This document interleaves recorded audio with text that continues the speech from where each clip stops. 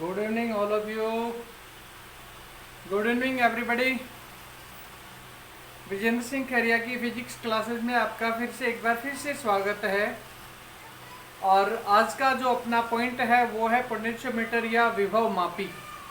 क्या है बेटा अपना आज का पॉइंट? पोटेंशियोमीटर या विभव मापी। देखो जैसा कि इसके नाम से स्पष्ट हो रहा है, ये क्या करता है बेटा? पोटेंशियल वैल्यू को मापता है या फिर विद्युत विभव को मापता है। ये देखिए यहाँ पे अपन एक पॉइंट डाल देते हैं, पोटेंशियोमीटर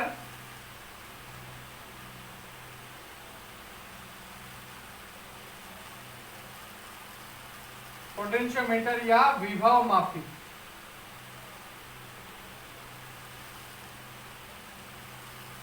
नाम से स्पष्ट हो रहा है बेटा, विद्युत विभव को मापने वाला जो उपकरण है उसे क्या कहते हैं? विभव मापी कहते हैं। ऐसा उपकरण जो विद्युत विभव को मापता है उसे क्या कहते हैं? विभव मापी कहते हैं उसे। देखिए विभव मापी एक ऐसा उपकरण है जो विद्युत विभव को मापने में काम आता है। अर्थात ये किसी भी सेल के या किसी परिपथ के दो बिंदुओं पर उपस्थित विद्युत विभवों को मापता है। ये क्या करता है भाई? विद्युत विभवों को मापता है। इसका सिद्धांत क्या है? इसका सिद्धांत क्या है? इसका सिद्धांत है शून्य विक्षेप का सिद्धांत। अर्थात जो विभव मापी है वो शून्य विक्षेप के सिद्धांत पर कार्य करता है। देखिए इसका स्ट्रक्चर बनाते हैं अपन। इसका स्ट्रक्चर बनाते हैं, ये लो भाई इसका स्ट्रक्चर बना लेते हैं। यहाँ पे इसमें लगभग 1.2 मीटर लंबा और लगभग 30 सेंटीमीटर चौड़ाई का एक लकड़ी का पट्टा होता है। लकड़ी का तो बना दिया बेटा पट्टा, इसको थोड़ा सीधा करके बनाते हैं। ये क्या बन गया भाई? लकड़ी का बन गया पट्टा। और इसके ऊपर संगठनकारी पेचों की सहायता से, अर्थात ऐसे पेच जिन्हें हम लोग जब चाहें जब खोल सकते हैं, जब चाहें तब सही कर सकते हैं, जब चाहें जब उनको स्थिति को हम लोग चेंज कर सकते हैं। इसमें ये दो मेन बिंदु होते हैं। एक तो ये है मेन बिंदु ए और दूसरा मेन बिंदु है ये बी। इन दोनों बिंदुओं के बीच इस तरह से 10 मीटर लंबा, ना ज्यादा ना कम,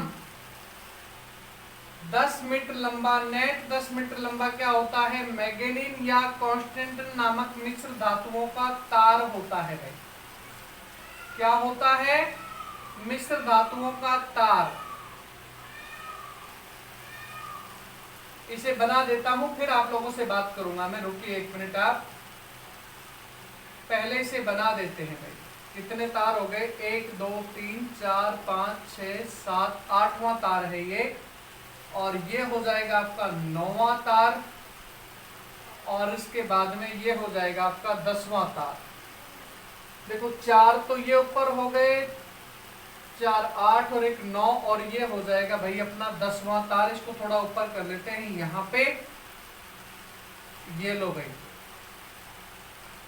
इस तरह से 10 मीटर लंबा इसमें तार होता है। यहाँ जो दिखाए नहीं जा रहे हैं वो संगठनकारी पेच होते हैं। इसका जो संबंध है, हम लोग एक बाह्य स्रोत जिसका प्लस यहाँ है माइनस यहाँ है और V इसके सिरों पर विभव होता है भाई। V क्या होता है? विभव होता है। एक बीच में कुंजी लगा देते हैं K और एक लगा देते हैं यहाँ पे धारा नियंत्रक RH। और इस बिंदु B से एक तार निकाल करके इसके साथ इस प्रकार से कनेक्ट कर देते हैं। जैसे ही इस तार में धारा का प्रवाह होता है, I एम्पियर की धारा इसमें प्रवाहित होगी और वो धारा इस पूरे तार के संरचना में से घूमते बिंदु B पर आएगी। बिंदु B से घूमते हुए, बिंदु B यहाँ नहीं है, बिंदु B वास्तव में आपका यहाँ है और बिंदु A भी आपका यहाँ है। लेकिन यहाँ पे यदि मैं लिखता थोड़ा गोचपोच सी कंडीशन हो जाती, इस वजह से मैंने ऊपर यहाँ पे लिखा है।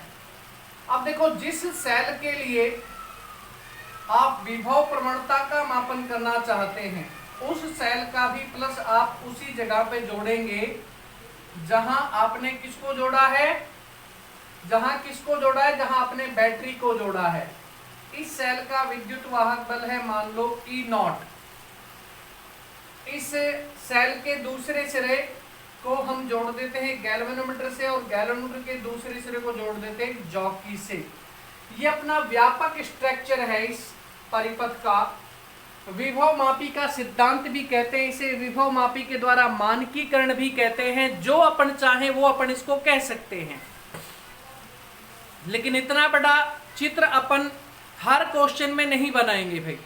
हम इसका एक शॉर्ट सर्किट बना लेंगे जिसके द्वारा हम लोग इसमें काम करेंगे। देखो इसको थोड़ा सा और मैं नीचे करता हूं और तब आप देखना इसमें कि क्या हो सकता है। देखिए इसी सर्किट का एक छोटा रूप बनाता हूं मैं यहाँ पे। ये हो गई अपनी बैटरी जिसका विभव है V, ये वाला V।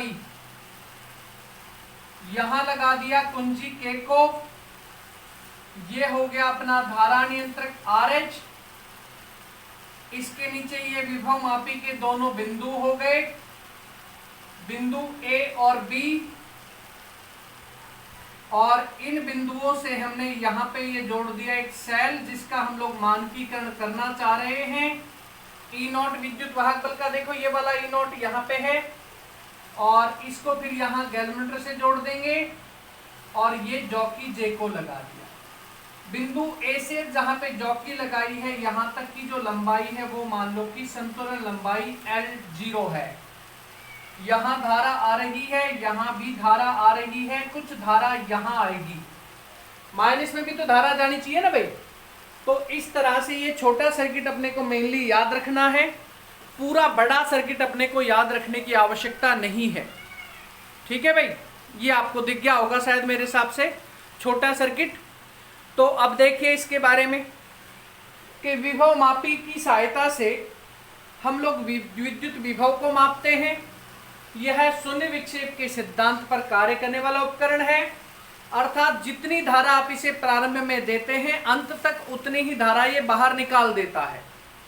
सर्किट में कहीं कोई धारा ये ग्रहण नहीं करता है। जो स्रोत जिसने इसको धारा दी है उसी स्रोत के माइनस को उतने ही आवेश ये वापस दे देता है। तो अब देखिए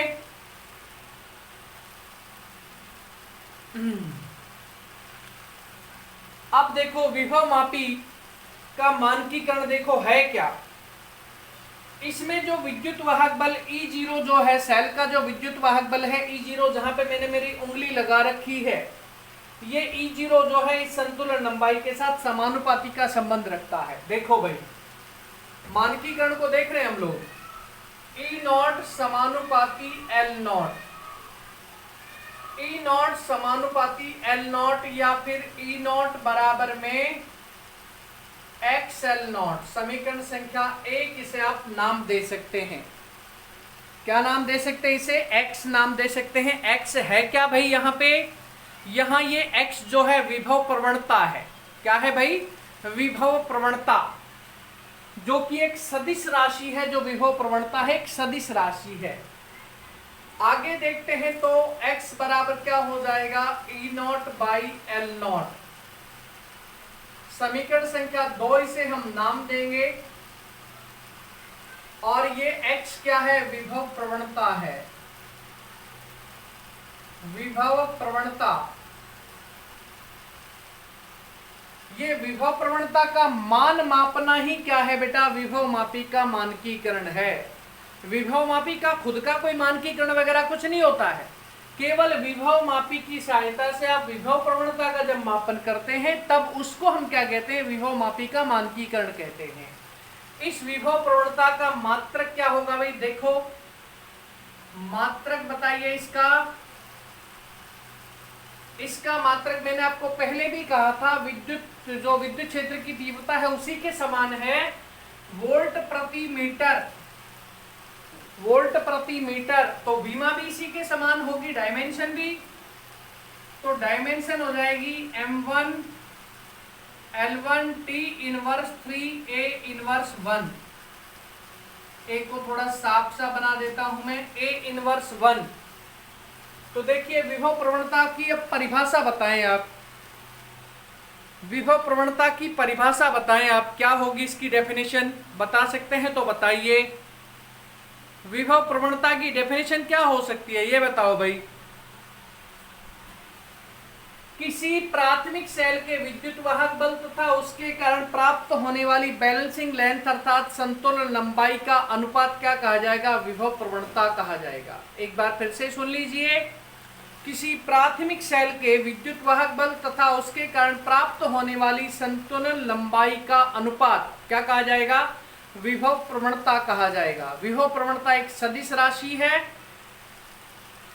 ये कैसी क्वांटिटी है बेटा, स्केलर क्वांटिटी। इसका मात्रक जो है वोल्ट प्रति मीटर है। इसकी विमा जो है वो भी विद्युत क्षेत्र की तीव्रता के ही समान क्या है, बताओ भाई क्या है इसकी विमा, आपको दिख रही होगी शायद, M1 L1 T inverse 3 A inverse 1, M1 L1 T inverse 3 A inverse 1 है। देखिए अब इस पर बेस्ड एक क्वेश्चन कर लेते हैं, छोटा सा सिंपल सा क्वेश्चन है और वो क्वेश्चन एक बार पूछा हुआ है 2014 में। मैं इसको थोड़ा सा मिटा देता हूं, आप ध्यान दीजिए, इसे थोड़ा सा मिटा देता हूं मैं, इसका सूत्र नहीं मिटा रहा हूं भाई, मैं बस केवल इसी को मिटा रहा हूं थोड़ा सा। आप क्वेश्चन लिखें, मैं यहाँ पे केवल सॉल्यूशन करूंगा, आप क्वेश्चन लिखें, मैं केवल सॉल्यूशन करूंगा बेटा। यदि एक प्राथमिक सेल का विद्युत वाहक बल 1.08 वोल्ट है, यदि एक प्राथमिक सेल का विद्युत वाहक बल 1.08 वोल्ट है तथा उसके कारण प्राप्त होने वाली संतुलन लंबाई 900 सेंटीमीटर है, तथा इसके कारण प्राप्त होने वाली संतुलन लंबाई 900 सेंटीमीटर है, तो विभव प्रवणता का मान क्या होगा, ये आपका क्वेश्चन है भाई। चाहे आपने लिखा है या नहीं लिखा है, आपको E0 याद रखना है 1.08 वोल्ट, आपको L0 याद रखना है 900 सेंटीमीटर, आपको X की वैल्यू कैलकुलेट करनी है। तो X का फॉर्मूला आपके पास ये रहा समीकरण संख्या 2 में। तो X बराबर हम क्या लिखेंगे भाई, E0 बाई L0 वोल्ट पर मीटर। तो X इज इक्वल हो जाएगा 1.08 अपॉन में 900 सेंटीमीटर में ज्ञात कर लो, कोई दिक्कत नहीं है, या फिर इसको मीटर में बदल दो, 9 कर दो इसे आप, 9 मीटर, यहां पे भी लिख सकते हो 9 मीटर, 9 का भाग लगा दो, 9 एकम 9, पॉइंट लगाना पड़ेगा, 9 एकम 9, 9 दूनी 18.12 वोल्ट प्रति मीटर। तो विभव प्रवणता का मान क्या हो गया, 0.12 वोल्ट पर मीटर। तो आपका आज का जो वीडियो है वो यहीं पूरा होता है। कल एक नए वीडियो में अपन फिर वापस से एक बार फिर से मिलेंगे। तब तक के लिए आप सभी को नमस्कार। इस वीडियो को आप लाइक करें, शेयर करें और ज़्यादा से ज़्यादा अपने दोस्तों तक पहुंचाएं। धन्यवाद।